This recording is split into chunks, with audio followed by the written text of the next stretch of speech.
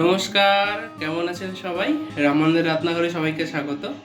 আজকে একটি নতুন রেসিপি নিয়ে চলে এসেছি, বোয়াল বেগুনের কুটি ভাজা। সেখানে দেখুন বোয়াল মাছগুলো ছোটো ছোটো করে পিস করে নিয়েছি, বেগুন ছোটো ছোটো করে পিস করে নিয়েছি, এখানে আদা রসুন বাটা, পেঁয়াজ আর কাঁচা লঙ্কা চিড়ে নিয়েছি, আর এখানে বিভিন্ন মশলাগুলো। এখন পরবর্তী পর্যায়ে চলে যাব। কড়াই বসিয়ে তেল গরম করে নিয়েছি, আর এবার হচ্ছে যে নুন হলুদ মাখিয়ে রাখা ছোটো ছোটো বোয়াল মাছগুলোকে ভেজে নেব। ভালো করে ভেজে নিতে হবে। বোয়াল মাছগুলোকে সব ভেজে নিয়েছি, এবার তুলে নেব।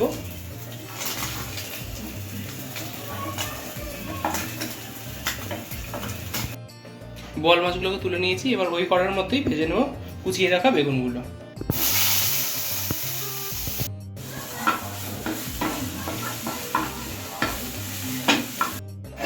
বেগুনটাকে ভালো করে লাল করে ভেজে নিয়েছি, এবার তুলে নেব।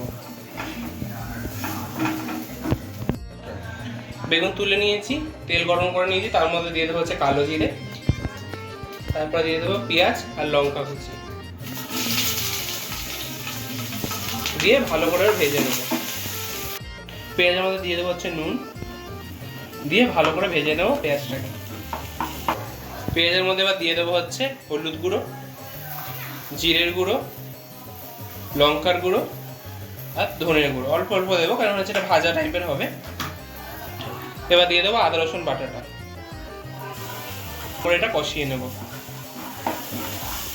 মশলাগুলো দিয়ে ভালো করে ভেজে নিয়েছি, এবার হচ্ছে একটু মশলাগুলো ভালোভাবে মিশে যাওয়ার জন্য সামান্য পরিমাণে জল দিয়ে দেবো, দিয়ে মশলাটা ভালো করে কষিয়ে নেব।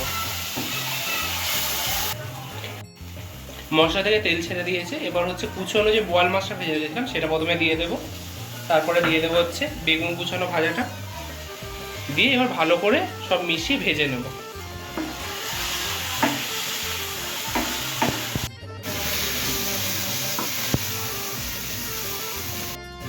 ভালো করে বোয়াল আর বেগুনটার কুটি ভাজাটাকে ভেজে নিয়েছি, এবার হচ্ছে নামিয়ে নেব।